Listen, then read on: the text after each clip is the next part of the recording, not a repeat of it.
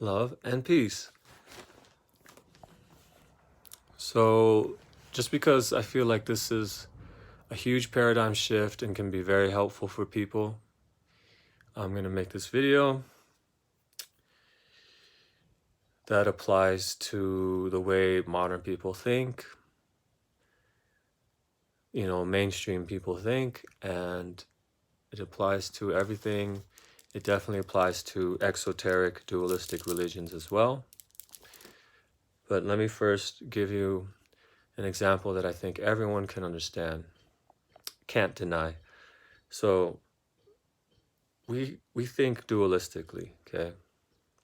That can, we can get into different things, but one thing we understand is just AC, DC, as far as electrical currents, left and right and wrong, good and bad, heaven and hell, in, out, you, me, or you, other. But here's something that will explain this paradigm shift that I'm trying to give these for people that don't know this or haven't considered this. It's not that failure is the opposite of success. Anyone that's successful, I've heard quotes from, champion sports athletes like Michael Jordan or Kobe Bryant. Well, they'll tell you like the way to success is failure. You have to go through. In fact, I heard something about hurry up and fail so you can succeed. Businessmen will tell you the same thing. So failure is not the opposite of success. You don't run away from failure to get to success. What do? You run at failure, go through failure. Success is on the other end, is on the opposite end of failure, but not on opposite ends like this. It's more that failure is in front of success. So you have to run through the failure, go through the failure, then you get to success by going through failure. See, so this is a really huge paradigm shift because, for instance, here's another thing, and I don't have anything against exoteric philosophy or exoteric religion, which is the provisional teachings, the beginner teachings.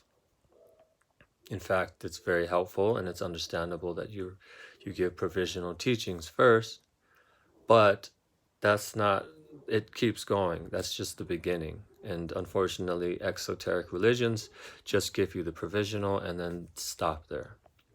So, with provisional teachings, they say, we think at least, dualistically, hell is the opposite of heaven. So they're on opposite ends of each other.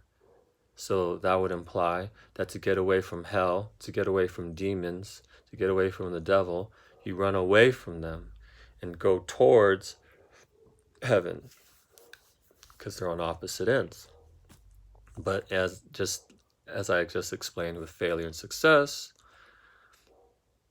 the way to heaven is not running away from hell, it's running at hell, running through hell. Heaven is on the other side. And this applies to the spiritual path because you'll know yourself. If you haven't done any inner work, you have to face your demons. You can't run away from your demons. That's what we always do. We have traumas stored in our body, in our cells, emotionally as well, in our stomach, in our cells, in our chakras, as well as, you could say, obviously energetically stored in there inside your body. So the reason why people don't progress with spiritual paths and other things too is that they don't know this concept. They think that they're in denial because, for a good reason, our brain and our body represses it and hides it away. But if you want to really, really improve in your life, as far as, getting rid of unconscious programming that's limiting you, or progressing on a spiritual path, or being better at manifesting, or better intuition at hearing intuition, or all kinds of random things, not just spiritual things. Like, how come I keep getting the same lover with a different face? I think that's something that everyone can understand, which is amazing actually, because you're not trying to do it, but you're attracting the same type of person, right? It's quite amazing, and kind of proves somewhat some of these esoteric ideas, because how you keep getting, what's the chance of getting the same type of person, or this person with the same type of issues over and over with a different face, different race? You know what I mean? It's because you haven't cleared the issues in yourself. You haven't gotten to the root wound, or close, or whatever. So until you clear that, you're going to keep having attracting the same thing in your life. So you have to face your demons, go through your demons, clear your demons. Then you have, going through that, then you get to heaven, so to speak. I mean, in a small way, just to explain how you go face your demons, go through your demons, clear your demons, and then you get to the angelic part of you, just to, fit that analogy. You have to face the limitations and blockages and traumas in your life.